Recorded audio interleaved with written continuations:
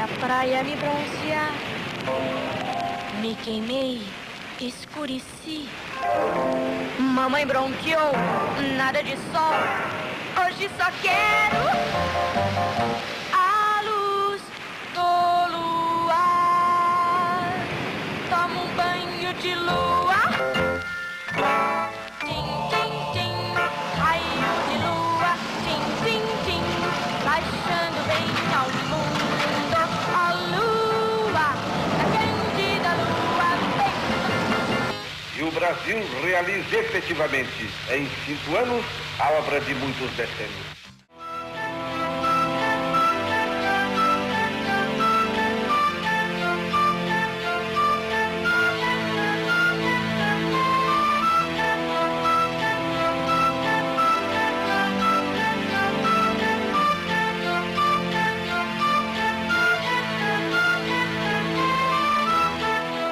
O concurso para o Plano de Brasília, proposto pela Nova Cap, que teve seu edital aprovado em 1957, contou com a participação de 26 projetos que refletiam a cultura urbanística da primeira metade do século XX. Com influência de Le Corbusier e a Carta de Atenas, apresentam em sua maioria características como os 2 eixos urbanos e a concepção da cidade a partir de seus elementos mínimos. Pela proximidade com o presidente JK, Niemeyer foi convidado para projetar a nova capital. No entanto, ele mesmo sugeriu que houvesse um concurso do qual ele seria jurado e responsável pelos principais edifícios da cidade. Os critérios do edital da Nova Cap incluíam o traçado básico, a localização e interligação dos setores, espaços livres, vias e relatório justificativo. Para o julgamento dos projetos, a Nova Cap queria grandes nomes do modernismo, como Walter Gropius, Álvaro Aalto e Le Corbusier. Porém, dentre os jurados estavam Niemeyer, Papadakis, Holford e André Silva. Bom, o Saraiva, ele tem uma frase dele que eu acho que é interessante ser lida mesmo. Ele falando sobre o concurso de Brasília. O que Brasília mostrou efetivamente foi a possibilidade que se tinha em termos de desenvolvimento de construir uma cidade com uma nova perspectiva, que de certa maneira está hoje esvaecendo. De qualquer maneira, o concurso, através de lutas, trouxe algumas experiências que me parecem muito positivas na história do urbanismo. E isso é aquilo que a gente tinha comentado. Todos os concursos que participaram, todos os arquitetos que participaram do concurso, eles fizeram propostas que estavam seguindo muito a Carta de Atenas. Ele segue os pontos básicos que Le Corbusier pontuou em Chandigarh, que são, por exemplo, a teoria das 7 vias, a praça dos 3 poderes, o zoneamento que você falou, a hierarquização da vida urbana, o que é central, o que é bairro. Porque todos os projetos estavam condizentes com uma conjuntura de época mesmo, que é esse pensamento modernista. Foram pensados e estabelecidos também, além desse pensamento, mas pelos princípios que a Nova Cap introduz na carta que ela faz para o edital da Nova Brasília, né? Um ponto muito interessante que tem em comum nesses projetos finalistas foi o estabelecimento de 2 eixos para organizar essa cidade. E quase todos eles estabeleceram um eixo norte-sul, que ele é acomodado a uma topografia, e aí isso permite uma distribuição das atividades urbanas. Já o eixo oeste-oeste é uma linha de maior inclinação do terreno que permite a hierarquização das atividades. E a gente pode perceber isso também no projeto ganhador, que foi do Lúcio Costa, e também no Saraiva e Neves, né? Só que Lúcio Costa se baseia na infraestrutura existente do terreno e do lago, né? E na infraestrutura que ele vai criar, que é o eixo viário, que é a escala do carro. Ou seja, é uma infraestrutura que está da superfície para cima, uma infraestrutura, digamos, visível. A infraestrutura que o Saraiva e Neves se baseia na criação da sua cidade é uma infraestrutura que está escondida abaixo da linha da superfície, que é desde a captação de água, sistemas de esgotos. Ele constrói a cidade mesmo do subsolo para cima. Ela é toda pensada e ela tem um pensamento para 1 milhão de habitantes, que seria o dobro do que a Nova Cap institui. E essa diferença aqui entre uma cidade sistêmica, metropolitana, como é o pensamento do Saraiva, do Plano 16, e a cidade do Lúcio Costa, principalmente. Então, entre eles, assim, a gente pode perceber que o Lúcio Costa, ele enfatiza a parte viária. Já no plano do Saraiva, que é o plano 16, ele tem essa preocupação com o carro, até porque ele estrutura todo o parque por meio de um eixo central, viário, dentro das concessões. E era o pensamento da época também. Mas não é a ênfase principal dele. Ele conecta toda a cidade nesse parque, queria concentrar todas as funções urbanas, todas as necessidades urbanas, culturais, cívicas, comerciais que a gente estava comentando, num único lugar, e vai conectar tudo isso à zona administrativa em um eixo visual, a parte universitária que está conectada com esse núcleo verde, a zona industrial que está do lado oposto e também tem uma ligação com esse eixo viário, e as habitações. Voltando na parte viária que a gente estava comentando, um diferencial do plano 16 é que ele inclui a presença da ferrovia conectada diretamente com a zona industrial. Isso já o plano do Lúcio Costa se considera. Uma vez escolhida de forma estratégica a localização da capital brasileira e a implantação do lago que alteraria as qualidades climáticas do local pela Nova Cap, os projetistas do Plano 16 desenvolveram a cidade implantando-a entre os 2 maiores braços da represa, longitudinalmente, de forma a criar um eixo, uma espinha dorsal marcada por uma larga mancha verde de bosques e jardins que abrigaria o centro cívico, comercial e até mesmo cultural da cidade, estruturando todo o projeto a partir de uma margem da lagoa até atingir uma extremidade bifurcada. Na medida em que faz o chamado verde público ser o ponto de convergência de todas as atividades que uma cidade compete, ele procura uma conexão pela proximidade física e mesmo por vias secundárias com cada uma das zonas da cidade. A zona administrativa é colocada quase como uma consequência ótica da linha dos parques, convergindo para o poder executivo locado no extremo da triangulação dos poderes federais.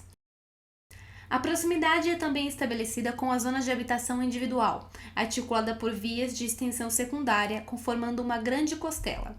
Nela, os grandes lotes, inspirados e desenvolvidos dentro dos princípios corbusianos, são desenvolvidos como células disformes reprodutíveis, onde a habitação é concebida em uma ocupação horizontal. Essas células são articuladas por pequenas faixas de vegetação inseridas como extensões do grande verde público, onde a comunidade desenvolveria a coletividade e onde estariam inseridos equipamentos coletivos como escolas, igrejas, quadras esportivas, teatros, bibliotecas. O comércio local estaria voltado para as vias de maior trânsito, assim como o transporte local seria resolvido por ruas cul-de-sac. Por fim, as zonas de habitação coletiva e mesmo a zona hoteleira da cidade são implantadas conformando uma grande muralha habitacional no entorno do plano, concebendo uma extensa e contínua borda dura a delimitar o perímetro interno do Lago Paranoá. Essas habitações, portanto, restringem a continuidade visual do plano ao mesmo tempo em que propõem um vínculo quase íntimo das mesmas com o lago.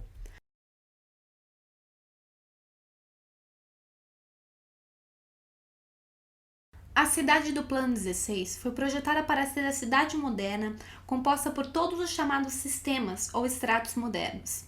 Em uma escala sistêmica de resolução, a cidade é resolvida do subsolo à superfície com recursos viários, sanitários e elétricos. A distribuição de água foi idealizada a partir da colocação de 3 pontos de distribuição, 2 deles localizados nos braços do lago, destinados às habitações, e um terceiro na zona industrial e comercial. Já a distribuição de energia elétrica foi feita contando com a energia gerada pela Cachoeira do Paranoá, bem como com a usina Três Marias, na época inconcluída. A estruturação do plano a partir de um grande eixo verde público retoma projetos como o Central Park, em Manhattan, e o Parque do Ibirapuera, em São Paulo. Que o plano do Pedro Paulo Saraiva permite o remanejamento do plano de acordo com as necessidades futuras da cidade. Isso, completando o que você falou, se a gente for analisar a realidade do plano do Lúcio Costa agora, ele não teve essa flexibilidade que talvez o do Saraiva tivesse se fosse aplicado. Tanto é que hoje em dia a gente vê em Brasília como a rigidez do plano não supriu a quantidade, a população que hoje trabalha lá e mora lá e acaba se refugiando para cidades satélites, porque a cidade não tem essa flexibilidade para Quando você fala suportar dessa todo mundo. flexibilidade, né, a gente vê que o plano do Saraiva, na parte da habitação individual, ele resolve com células, né, que podem ser reproduzidas. Tipo, o plano deles é fechado, mas é facilmente reprodutível no caso da cidade crescer. É quase um sistema, né? E os espaços intersticiais, assim, entre essas células habitacionais, são extensões desse núcleo verde que é o parque. São ramificações do Estruturado parque. por sistema de parque. Isso. São ramificações do parque. Uma coisa legal na solução que o Saraiva dá para a parte residencial é que ele, criando essas células, ele se apropria do solo, na maioria das vezes criando edifícios horizontais. Diferentemente do que o Lúcio Costa faz nas superquadras, que o Lúcio Costa cria algumas lâminas, no máximo 7 por superquadras, mas verticalizadas, liberando o solo para passagem. É verdade. No caso do plano do Saraiva, a habitação vertical ela está conectada na borda do lago, né? Criando um perímetro. Cria um perímetro, uma borda mesmo, dura, uma muralha quase. Exato. Que envolve todo o plano. Mas talvez uma redução de ventilação por essa conexão com o lago. O plano do Saraiva, ele retoma o conceito do Central Park. Na verdade é bem isso mesmo, né? Que ele coloca um eixo central verde onde a cidade converge. Agora, estabelecendo um paralelo com o do Lúcio Costa, é muito interessante, porque sem esquecer que os dois projetos estão sendo feitos para a capital do país. Então, o foco em questão ali era sim o político, só que os mecanismos que eles usaram foram diferentes. O Lúcio Costa, ele chamou essa atenção pela monumentalidade do eixo, né, que a gente vê indo para Brasília.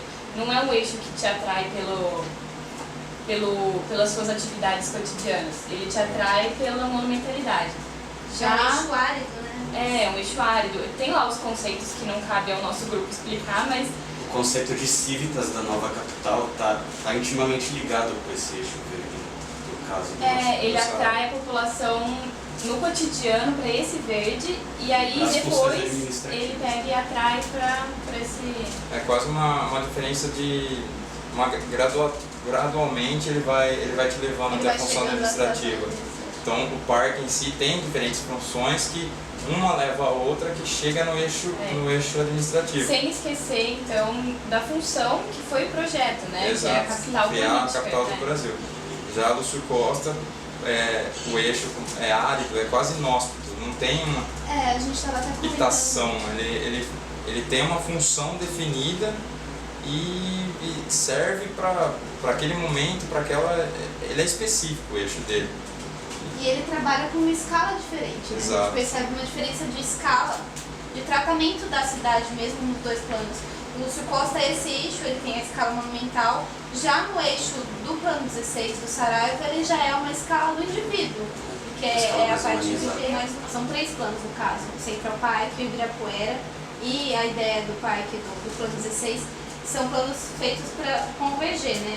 Concentrar em pessoas, atividades. Só que cada um tem a sua peripécia. O plano 16 quis elevar ao máximo o contato da cidade com o parque. O Central Park e o Ibirapuera já não conservam essa função cívica, né? Que é enfatizada no plano 16, até porque é um plano de capital. E o de Nova York tem um detalhe que entra na proposta do plano 16, que é a conexão direta com o eixo viário. Então, no Central Park chegam todas as populações de Nova York. E dali, a população sai e é levada para todas as... Essa flexibilidade que ele dá, assim, tudo se encaixa, né? Aquele comentário que a gente fez do como Brasília é engessada e acabou gerando cidades satélites, porque o plano do Lúcio Costa não abriu oportunidade para essas pessoas também fazerem parte da cidade. Eu acho que o plano do Saraiva e do Neves, se fosse executado, talvez ele tivesse uma flexibilidade muito maior, assim, tanto quantidade populacional até assim, essa questão de frequentar o eixo, de talvez gerasse uma visão diferente da política. Tem uma vivência urbana mais... A replicação dele é muito mais fácil. Ele pensa uma possibilidade de replicação, né? Assim, o plano que ele faz é fechado, como a gente já falou, mas através dessa previsão que eles chegam a fazer de distribuição de água, distribuição elétrica, sempre ligada com o eixo viário, que também não tem uma complexidade muito grande, é tudo resolucionado dentro de uma costela, né? Exato. Ele possibilita que ele seja reproduzido, que essas células se multipliquem e que qualquer outro tecido urbano se encaixe de uma maneira talvez não tão conflituosa quanto em Brasília, quanto que eles propõem. Isso é importante, essa frase que você falou, porque se você analisa Brasília, o plano piloto, e o que cresceu em volta disso, é muito contrastante. Talvez o Saraiva, ele usa sim o modernismo, o conceito de cidade modernista, mas de um jeito menos rigoroso do que Brasília agora. Ele consegue trazer os conceitos modernistas, mas de uma forma não tão radical.